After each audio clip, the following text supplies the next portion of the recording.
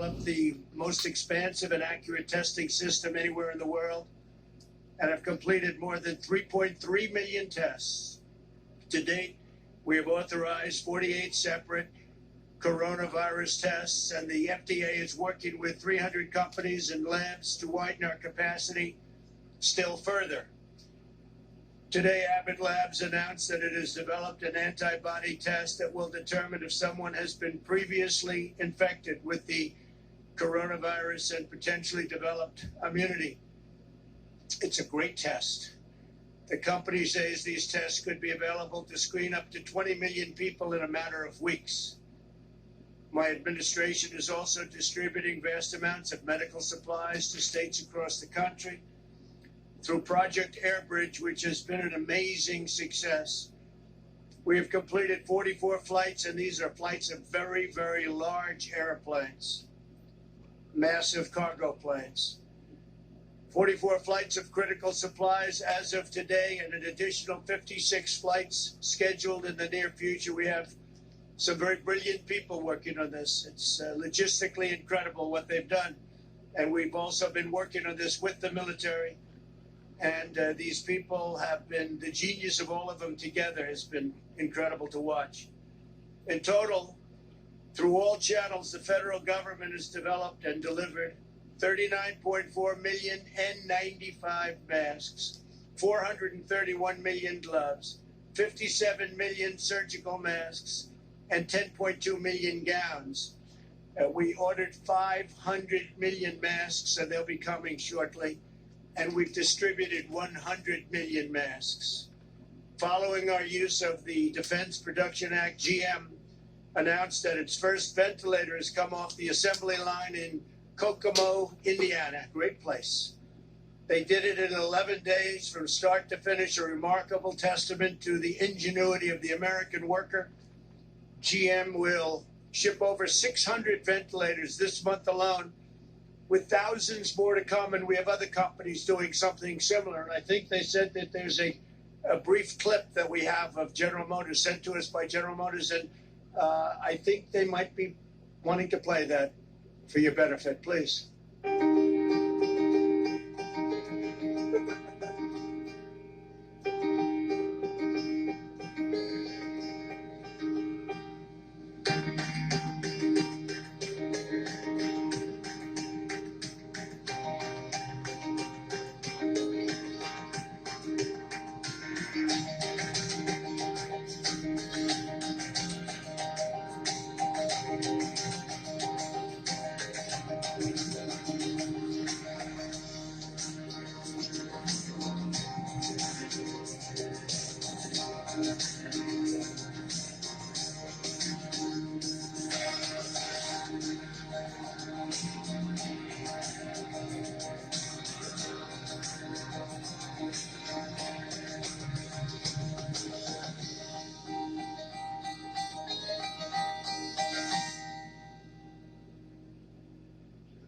I know you got a little bit nervous when you saw there was a clip about ready to be played, but that was sent to us by General Motors, and we thought it would be a good one to play. It's amazing. It's what they've done in a very, very short period of time. They're now making thousands of ventilators, and they're coming out of the factory very rapidly at a clip that nobody can even believe. But we have others also doing it, and these are very high-grade ventilators. So we're helping a lot of people, and at this moment, nobody needs them. And we have to remember, during the surge, nobody's needed them for weeks now. But we'll have them for stockpiles, and very importantly, we're going to have them for other countries, because nobody's able to do things like we can do, and we're going to be able to help other countries that are having tremendous problems, to put it mildly. My administration is using every available authority to accelerate the development, study, and delivery of therapies, so important therapies, treatments, and ultimately what we want to come up with is a safe vaccine. But frankly, the therapies to me are the most important, because it takes care of people right now. The vaccines have to be tested, so it takes a longer period of time. But we have some great potential therapies already, and we'll see how they're working. We'll be able to report on that, I think, over the next week or two. Tremendous progress has been made. At least 35 clinical trials of promising therapies are now underway. So 35 different genius companies If you look at AIDS, if you look at Ebola, if you look at so many things, they've come up with the answers to so many things. You wouldn't have believed it, and we're very honored to be working with them. They include antivirals and also, and they something which is incredible, keeps the virus from multiplying, a mechanism that keeps the virus from multiplying, immune therapies that prevent the immune system from overreaching to the virus, and convalescent plasma treatments that use antibodies from the blood of recovered patients. So we have a lot of patients who recover, and they're so happy to have recovered that the first thing they do is say, we want to give our blood. And they do that. It's incredible. We have thousands of people that are doing that. They recover. They feel they have an obligation because they've gotten such great care. And a lot of them didn't think they were going to make it. As the entire U.S. government works to combat the global pandemic, it is absolutely essential that the key positions at relevant federal agencies are fully staffed, and we're not allowing that to take place through our Congress. They're just not giving it to us. We have many, many positions that are unstaffed because we can't get the approvals. The Democrats are holding us up. We cannot get approval. We've gotten judges because we go through the process. I guess we're up to 448 federal judges. And that we've gotten because we focus on it. We take the maximum time because no matter who the judge is, they take vast numbers of days and hours to approve, and leaves no time left for others. Very unfair system. If a judge is going to be approved in 1 hour in one session, it doesn't matter. They'll take the maximum number of hours and days. You're talking about days to get one judge approved. And we're close to 250 judges, but because of the way they're doing it, there's no time for anybody else. And many of these people have been waiting for 2.5 years. We have a couple that have been waiting for longer than that. There are currently 129 nominees stuck in the Senate because of partisan obstruction. Many are nominated for vacancies that must be filled to assist with the coronavirus crisis and the resulting economic challenges. And I've read over the couple of years, well, I didn't fill positions. I don't fill positions. In some cases, we don't need the position, and I'm all for that. But in many cases, you do, but we can't get them approved by the Democrats. They won't release them.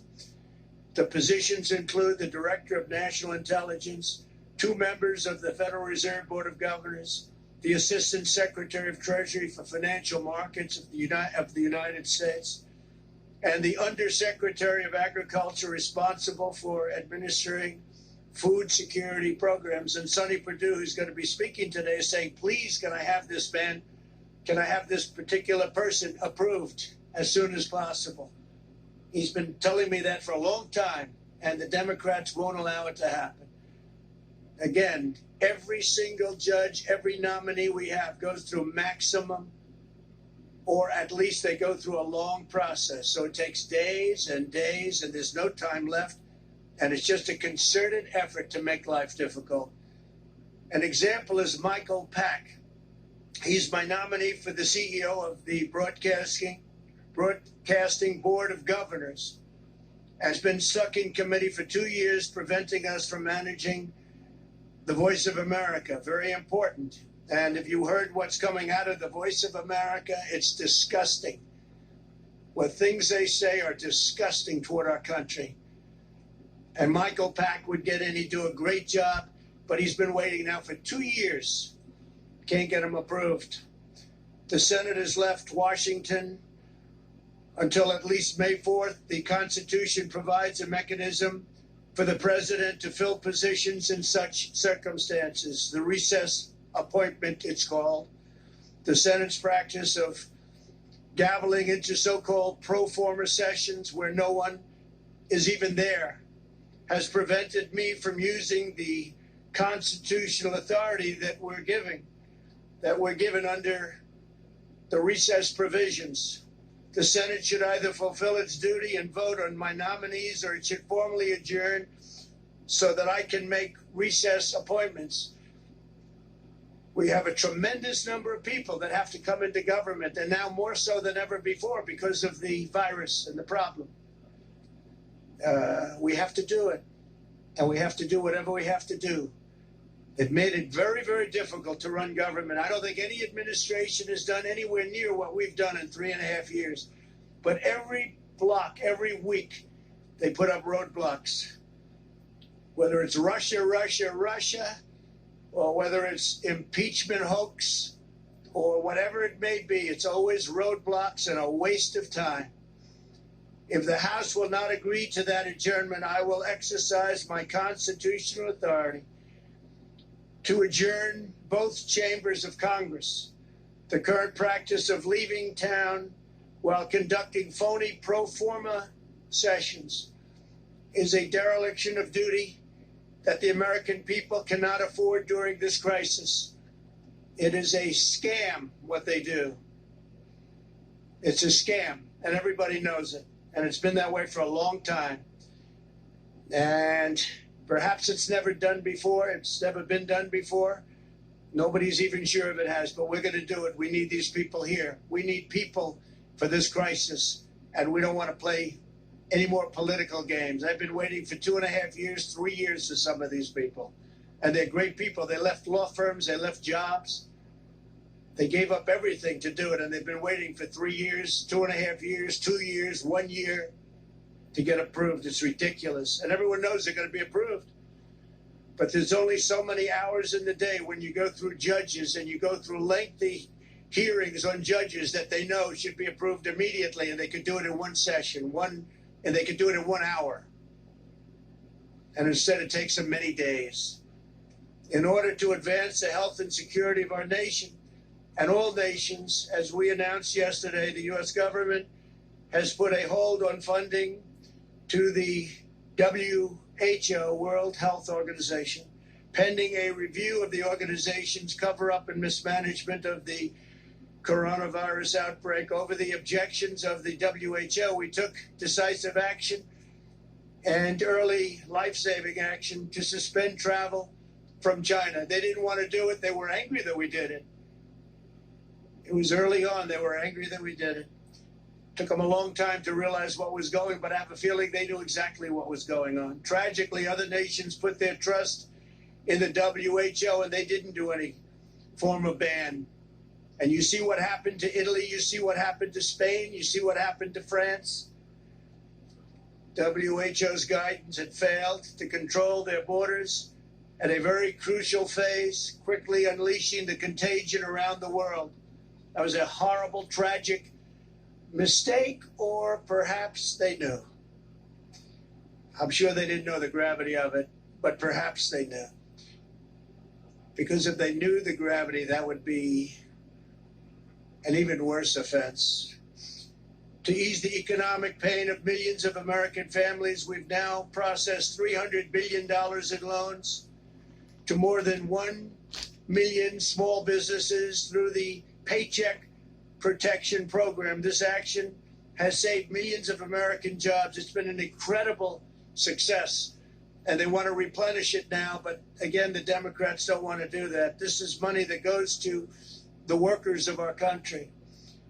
Phase one was $350 billion, and now phase two, we want to do $250 billion. This goes to workers, and it goes to small businesses, so we can save all the small businesses around our nation. Mike McFarland from Nebraska recently said this historic relief has been a godsend for his small factory and the 136 Americans who work there. Save those jobs.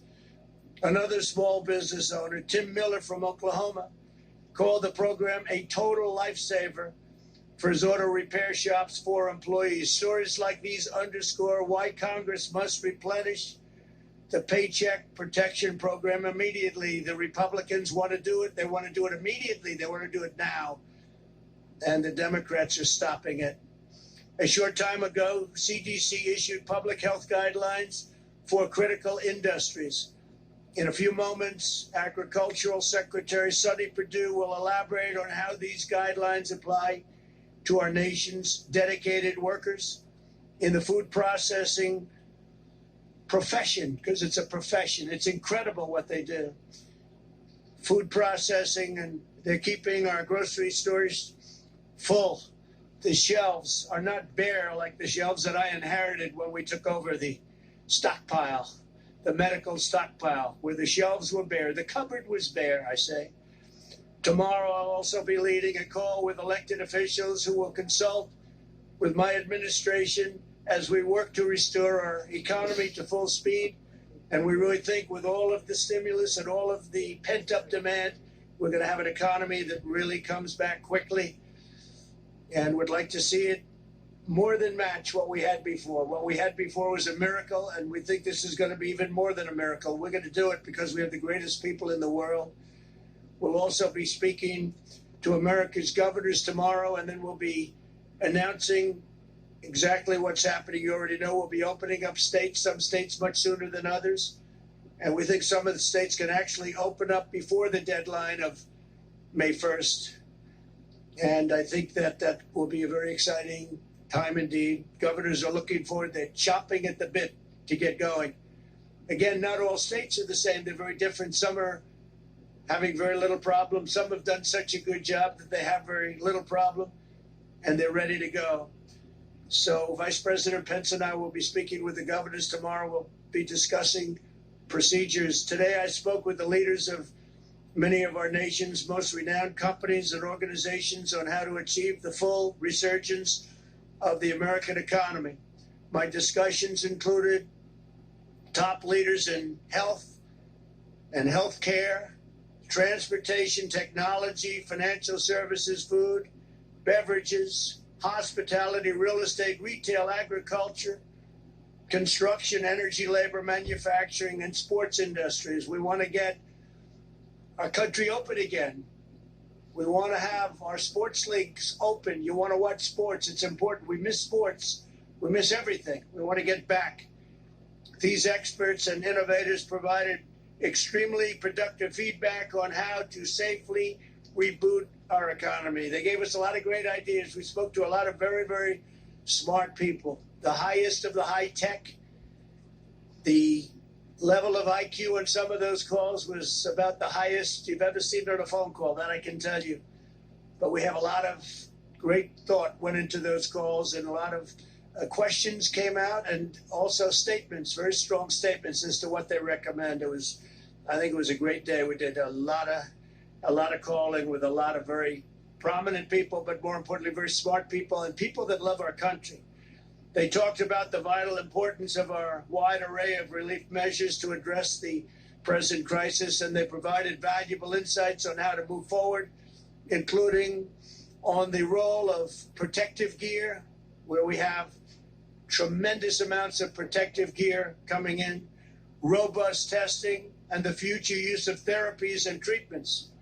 They also underscored the crucial importance of strong supply chains and communications infrastructure. We're talking about infrastructure for the middle of our country, talking about broadband and things that they frankly don't have and haven't had for a long time because a lot of politicians forgot about them. Can't forget about them. They're really the heart and soul. Can't forget about them. And we're talking about the telemedical. It's a new thing, and it's incredible what they've been able to do. This is an industry that's just growing, but it's grown by leaps and bounds over the last 5 weeks.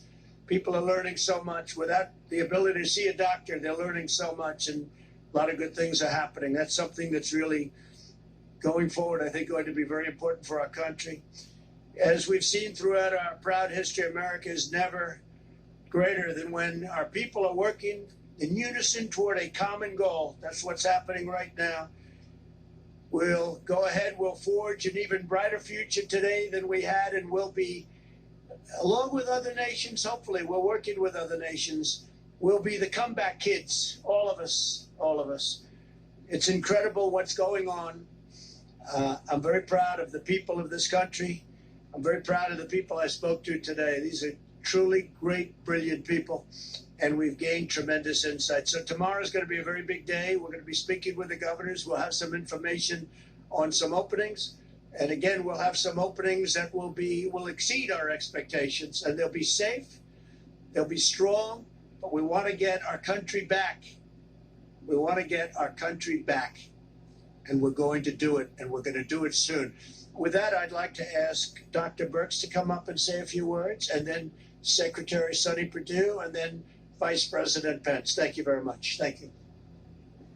Thank you.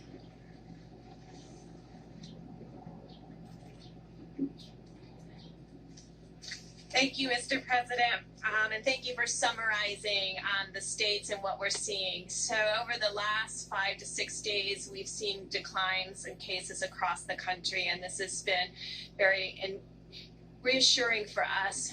At the same time, we know that mortality and the fatalities that we're facing across the United States continue. We know the number of people who are still in the hospitals, in the ICUs, and we want to continue to recognize the healthcare workers who are on the front lines and really recognize how low the United States case fatality rates are compared to other countries. And this is really due not only to our technology, but how that technology is utilized to save lives. At the same time, I'm inspired by the American people who continue social distancing. These cases continue to decline because of the strong work of the American people. Also wanted to let you know that we do have 9 states that have less than 1,000 cases and less than 30 new cases per day. So we're looking at states and metro areas as individual areas. We talked before how each of these curves are different. Each of the cases experiences are different. We have some states like California and Washington State, Oregon, that never really had a peak because of so much work that their populations did to decrease and keep the new cases down. So each of these individual states and individual metros are being studied very specifically. I do want to highlight, and we are remaining concerned, and we've been having discussions with Rhode Island. Rhode Island and Providence are in a unique situation. First, they had increasing cases from the New York City area, and now they have new increasing cases from the Boston area. They're caught between 2 incredible hotspots in the country. They're doing an extraordinary job. They're caring for the individuals in the front line, but Providence continues to have new cases. And we do continue to work with specific states that have specific outbreaks related to individual occurrences. I will just remind the American people again, this is a highly contagious virus. Social gatherings coming together, is there always a chance that an asymptomatic person can spread the virus unknowingly? No one is intending to spread the virus. We know if you are sick, you will stay home. But to all of you that are out there that would like to join together and just have that dinner party for 20, don't do it yet. Continue to follow the presidential guidelines. We really appreciate the work of the American people. We see as a country we're improving. We see as metro areas we're improving. We see as communities, as counties, and as states we're improving. But that also still requires everyone to continue to social distance. And in the end, we do have states that have very few cases and very few new cases. And so these are the ones the president is referring to that have been silent, relatively silent throughout this epidemic and pandemic that many of us have faced. And so these are the groups we're working in with very specifically. And each of these governors and each of these mayors will have to make decisions after generalized guidelines are put out so that they can do what's best for their communities. They are at the front line. And I wanted to conclude by really thanking my PEPFAR teams around the world who have been working tirelessly throughout the world to ensure that Africa and Asia doesn't experience this level of infections that we have seen here. They've turned over their capacities from their embassies. Our U.S. hires throughout the world, our ambassadors, are still on the front line with our local staff, working with ministries of health to confront this virus around the globe. And I assure you that they are continuing to invest in the health structures, the laboratory, and the frontline care to ensure that all of the work that we have done against TB, HIV, and malaria continues, but that we use our capacity, our laboratories, our clinics, our hospitals that have been built by the American people and the generosity of the American people to really combat this COVID-19 around the globe. Thank you. Thank you very much. Thank you, Doctor. Sonny, please.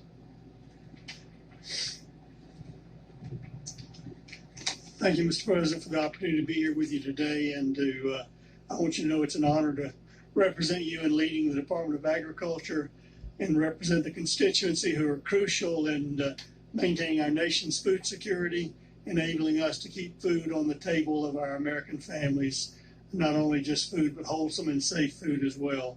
I'd like to start my remarks today by echoing what my colleagues at the CDC have been saying regarding the health and safety of our essential employees across the United States.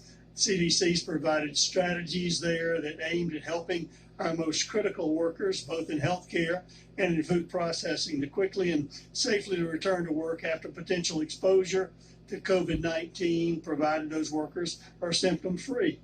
And this guidance will help these critical industries in the food sector protect the health and safety of essential workers while keeping critical functions working throughout the COVID-19 response. As we know, any employee who develops symptoms while on the job should go home immediately, and the interim guidance is in line with CDC's recommendations for healthcare workers caring for those sick with COVID-19. So we appreciate the dedication and commitment of all the brave men and women working to keep their communities fed, and we will continue to work with the CDC to keep those individuals as safe as possible during these challenging times. In that vein, there's been a lot happening this week as COVID-19 is impacting food processing facilities, as you know. For Americans who may be worried about access to good food because of this, I want to assure you the American food supply is strong, resilient, and safe. And in fact, our food supply chain has shown tremendous agility in shifting production and logistics so suddenly from restaurant and institutional settings to retail settings. To all the employers out there in this sector, it's critical that you follow CDC guidelines and guidance and best practices to keep all of your employees and people safe and healthy. To employees and local public health officials advising them, the CDC has issued guidelines on how to mitigate a situation if you have a positive case in one of your facilities. We need our local health authorities and our state health authorities to do everything they can to balance the demand of keeping our facilities operational and our critical industries going, while at the same time keeping the health and safety of employees as a top priority, as well as our communities. So I want to also take this time to thank all of our critical essential food supply chain workers. The entire country is counting on these patriotic individuals by doing the work in our food supply chain. These dedicated workers include obviously farmers and producers, but also processors, truckers, and grocery store workers, as you know. America's depending on what you have, the food we need to feed our families, and you're the ones who are making that happen. Thank you. As an entire nation, we're truly thankful for the work you're doing, and we recognize that you are the true patriotic heroes during this national emergency, along with our healthcare workers. So before I sign off here, Mr. President, I want to remind you and all of us of one more thing. In the United States, we have plenty of food for all of our citizens. I want to be clear. The bare store shelves that you may see in some cities in the country are a demand issue, not a supply issue. The way food is prepared and packaged to be sold in a restaurant or a school is significantly different than the way it's packaged for you to buy in the grocery store. Our supply chain is sophisticated, efficient, integrated, and synchronized, and it's taken us a few days to relocate the misalignment between institutional settings and grocery settings. But that does not mean that we don't have enough food in this country to feed the American people. You might think of it as an interstate when it's flowing along well, and you have a crash in one place, it backs up, and that's what's happened in the food supply chain, but we're working through that. And all this, through all this, our food supply chain has proven to be very resilient, just like the American people. To the extent we have challenges, we have and continue to need to work through it all together. And we can and we will get through this with a whole of American approach, Mr. President, and a critical partnership between state and local health officials, the management of companies, and the employees. And we will meet any challenges we face by working together. Thank you, sir, for the opportunity. Thank you very much. And before the Vice President comes up, I just wanted to say, speaking of Sonny, China has paid us billions of dollars, many, many billions of dollars in tariffs, which we've distributed some to the farmers because they were targeted. We have many billions of dollars being held by Sonny, and I've told him to distribute much of that money to the farmers. Our farmers were targeted, and now they're benefiting by the amount that they were targeted. And we are very honored to do that. And Sonny, you're going to start that process very soon. You'll let the farmers know. Nobody can take advantage of our farmers. So we have a lot of money that we've taken in from China. We're going to be distributing that money from Sonny to the farmers. And there's tremendous money over and above that. That money was paid directly into the Treasury of the United States. This has never happened to China before. They never gave us 10 cents. Now they're paying us billions of dollars, and we appreciate it. So thank you very much, Sonny. Great job. Please. Mike, please.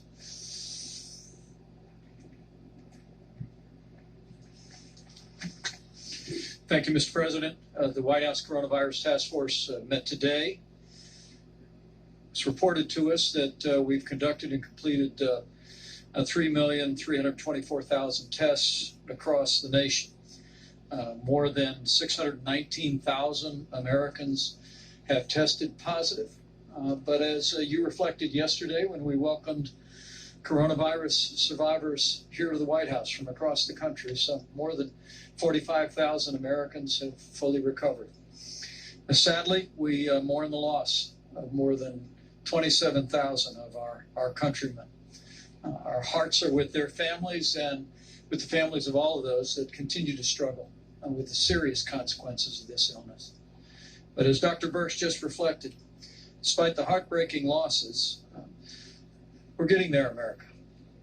Because of the efforts of people all across this country to put into practice the President's coronavirus guidelines, because of their adherence to the direction of state and local authorities, as Dr. Birx just reflected, we see great signs of progress from the West Coast to the East Coast. President Trump has directed our team to develop new guidelines that will be presented tomorrow to our nation's governors and released to the American people thereafter.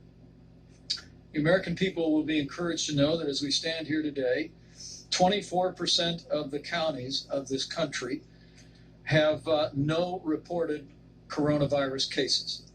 In fact, half of the states in America have less than 2,500 cases per state. This is a great tribute to the efforts by the people of those communities. But as the President suggested, when we unveil the guidelines that the team has been working to present tomorrow to our nation's governors, we're going to reflect on the fact that, as the President said, there will be areas of the country that will require continued mitigation, strong efforts, and there will be other areas of the country that will be given guidance for greater flexibility. The President has so directed our team. When we think of more than 619,000 Americans having tested positive, more than 45,000 having recovered, we wanted to announce today that the FDA recently announced efforts to facilitate the development and access to convalescent plasma. Mr. President, you've spoken about this. People who have recovered from the coronavirus have antibodies in your bloodstream that can attack the virus. The Mayo Clinic today is working with the Red Cross to make sure that coronavirus patients have access to the convalescent plasma treatments, and over 1,000 institutions across America have already joined this program. And we want to urge every American who has recovered from the coronavirus for at least 2 and preferably 4 weeks to contact your local blood or plasma donation center and arrange to donate. It's one more way that the American people can do their part and step forward. And thousands have already done so, and we know that tens of thousands will join them.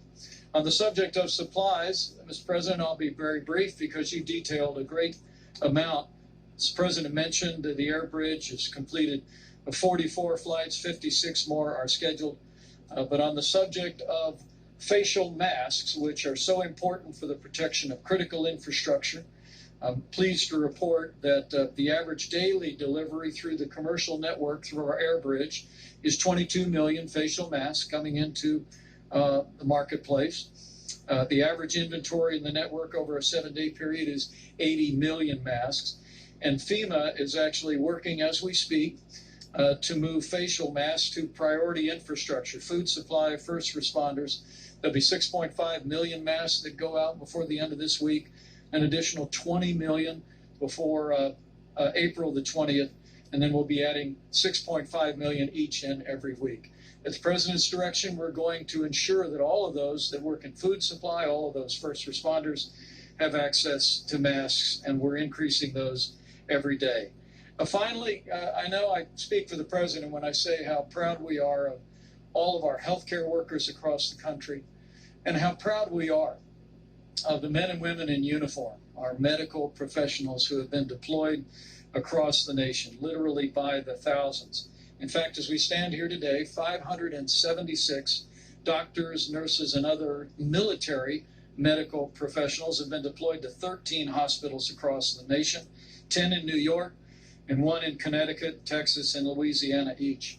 And as the President reflected a few days ago, because we happily did not have the demand on the Javits Center and on the comfort in New York City, at the President's direction, we have deployed doctors and nurses from those 2 facilities to hospitals. In fact, the President and I were just speaking to Mayor de Blasio just before we came out, and he expressed his great admiration and appreciation for the relief that these medical military personnel have provided to incredibly dedicated people in our hospitals. 258 medical personnel just yesterday were deployed off the ship and out of the Javits Center into New York.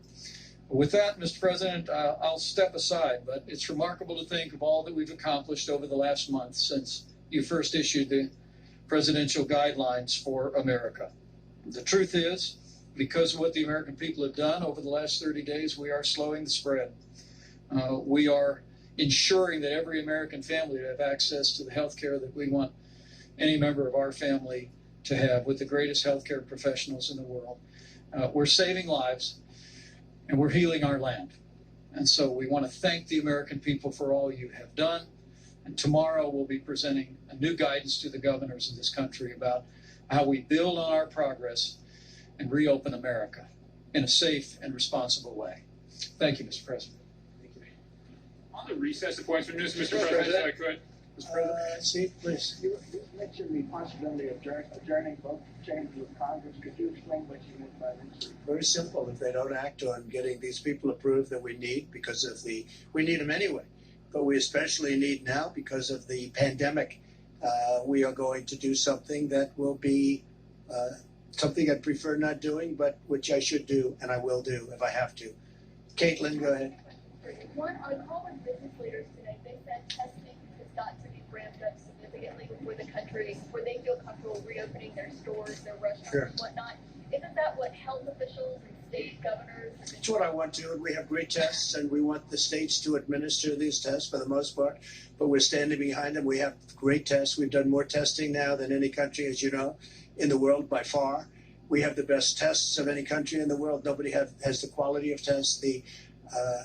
If you look at Abbott, what they've come up with in a short period of time, they've been incredible. Roche has been incredible. We have the best tests in the world, and we will be working very much with the governors of the states. We want them to do it. We're not going to be running a parking lot in Arkansas. We're not going to be running a parking lot where you have a Walmart, which has been great, by the way. Walmart has done a fantastic job, but where you have a testing center and running that from Washington, D.C. The states are much better equipped to do it. But we'll be working with the states. We're standing behind the states. We're going to work very closely with the governors in terms of that, getting additional equipment. It used to be 3-4 weeks ago, 2 weeks ago, could we get more ventilators? More ventilators, right? And we got them ventilators, and you don't hear that anymore. It's pretty amazing what we've been able to do. Yeah, go ahead, John. Mr. President. Are still the first responders, healthcare workers who have symptoms only. When is it going to be widespread enough where these companies will feel comfortable being open? Well, I think the companies will determine that, and the governors will determine that, and the federal government will do. And if we're not happy, we'll take very strong action against a state. or a governor. If we're not happy with the job a governor's doing, we'll let them know about it. And as you know, we have very strong action we can take, including a close down. But we don't want to do that. We're working with the governors, and we're working closely with the governors. The relationship has been very good. Vice President has had a lot of conversations over the last 2 weeks with either 50 or almost 50 governors on every conversation, and they've been really positive conversations. We have the right to do whatever we want, but we wouldn't do that. But no, we would have the right to close down what they're doing if we want to do that. But we don't want to do that, and I don't think there'll be any reason to do that, but we have the right to do that. Steve, go ahead. Go ahead. You got the other. Mr. President, why did you have your name added to these coronavirus relief checks? Well, I don't know too much about it, but I understand my name is there. I don't know where they're going, how they're going. I do understand it's not delaying anything, and I'm satisfied with that. I don't imagine it's a big deal. I'm sure people will be very happy to get a big, fat, beautiful check, and my name is on it. Yeah, go ahead, please. Mr. President, Go ahead, please. this is a Please. business. Why are Please, go ahead. Thank you, Mr. President. Dr. Burks just said that Rhode Island is seeing an increase in cases from people that are coming from Boston and New York. You just said you'd like to reopen some states before May 1. How will you stop a second spike in cases if people are traveling between states? How will you control the flow of people? Well, the governors can control that flow. As an example, in fact, I just saw a little while ago it was reported that certain borders are being controlled already by states. They're starting to take control of their borders, which is good. So they'll be controlling. They may do testing for people wanting to come in. I'd read that about Rhode Island, so they have to watch it. They have to be very careful. Yeah, please, in Thank the you, back. Mr. President, about reopening the country. And you said, along with other nations, what form would it take? Are you considering also relaxing the border between Canada and the U.S.? So our relationship with Canada is very good. We'll talk about that. It will be one of the early borders to be released. Canada is doing well. We're doing well. We'll see. But at some point, we'll be doing that. In the meantime, nations that are heavily infected, we have a lot of nations that are heavily infected. Some are getting better. Some are still in the way up, unfortunately. We're keeping very strong borders with those nations. But with Canada, we are talking about different things. Yeah, please. Mr. President, you said the evidence suggests that nationwide we have passed the peak on new cases. What's your evidence for that? What are the numbers? Well, all we're doing is looking at the numbers. We're looking at our graphs. We're looking at our models. We're getting a great response from Deborah and from Tony and from many of the professionals that are working. We have great professionals working with us. And I think based on that, we're doing very well. Based on that, it looks like we're headed absolutely in the right direction. But some states are looking at other states and they're saying, I can't imagine what they're going through because they're not in that position. They're in very good shape. I would say that we have 20 states at least, but you really have 29 that are in extremely good shape. You have others that are getting much better. And I think with almost few exceptions, you have every state that is either doing better or on the way to doing better. Yeah, please. Yeah, go ahead. Yeah, thank you, President. On your threat to adjourn Congress, clearly you have the power, Article 2, Section 3, but that'd be quite radical to do. Earlier last month, you were in the oath of office talked about now is not the time for partisanship. How will that act lower the partisanship in this town, and could it potentially hinder your ability to get something done on coronavirus? Well, look, it's been a very partisan government for a long period of time, not just this administration. You could go back into the last two administrations. You've seen a lot of partisanship. And even now, you would think that we wouldn't have, as an example, with the paycheck plan, and that's going so well. It's so smooth, so beautiful, almost without a hitch. All of that money is being distributed to small businesses. They're giving it to their employees. It's keeping them ready, viable, so when we open. And now it's been so good that it's almost depleted, and we want to replenish it. And we can't get the Democrats to approve it. And that's a program that they and everybody else admit that are great. So you do have partisanship. We have been trying for years to get people approved for positions. People have left. One man left a law firm. One man left a big chain. It was a very successful executive. He left. It was 2 years ago. We have people that have been waiting for 3 years. And we can't get them approved by the Democrats in the Senate because they're taking so long to approve our judges. Now, I have to tell you that I'm totally in favor of what Mitch is doing. with judges, because that's always seems to be a priority, and it's a very important priority. I think it's one of the great trademarks of this administration. We've approved record numbers of federal judges and appellate judges and 2 Supreme Court judges. But rather than approving somebody who's highly qualified, somebody that everybody knows is going to be approved, rather than going quickly, they take the maximum amount of time, whatever that time may be. And what they're doing by doing that is taking days to approve somebody that could be approved in a quick vote. People that get phenomenal reviews in committee are going maximum number of hours. And what they do is there's only so many hours in a day. Now, we could have said, let's stay. I would have been in favor of that. They didn't choose to do it.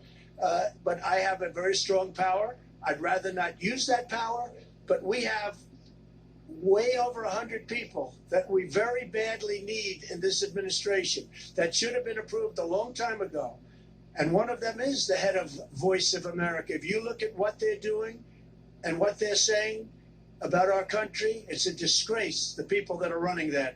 We have somebody that's really good, really talented, and that loves our country. And I want to get these people approved. That's one of many. We have professionals. Sonny, you've been waiting for, how long have you been waiting for the man that we're talking about coming in? 2.5 years. So Sonny Perdue just happens to be here talking about something else. So you've been waiting for one of the most important positions as Secretary of Agriculture is the position. It's distribution.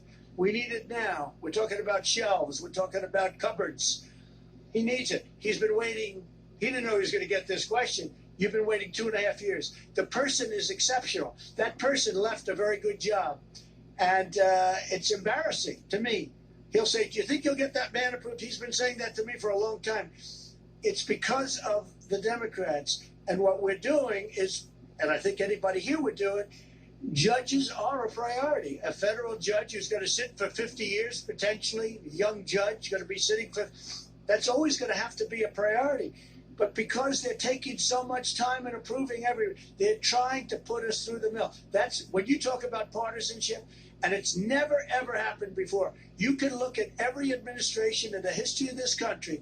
Nobody has ever had hundreds of people not approved after 3.5 years. Go ahead, please. The timeline for that, though, if Congress doesn't act by a way, do you have a date? They know. They've been warned, and they're being warned right now. If they don't approve it, then we're going to go this route. And we'll probably be challenged in court, and we'll see who wins. But when the court hears that we aren't getting people approved, as Sonny would say, for 2.5 years for an important position that we need because of this crisis, we needed these people before, but now we really need these people. When you talk about, back to the numbers for a second, when you talk about the numbers, the jobless claims are going to come out tomorrow. It's likely around 5 million more Americans putting their names in for unemployment benefits, but yet there are still a couple thousand people as well dying a day because of coronavirus. When you talk about opening up the American economy, or at least in parts now, how do you balance that decision out given both of those figures? Well, there has to be a balance. You know, there's also death involved in keeping it close. And I've gone over this with you, and I believe this so strongly. When you look at mental health, when you look at suicides, suicide hotlines, which are exploding, people losing their jobs, when you look at drugs and people that didn't take drugs and now they're becoming drug addicted because they're going through a problem, they have no job, they have no money coming in.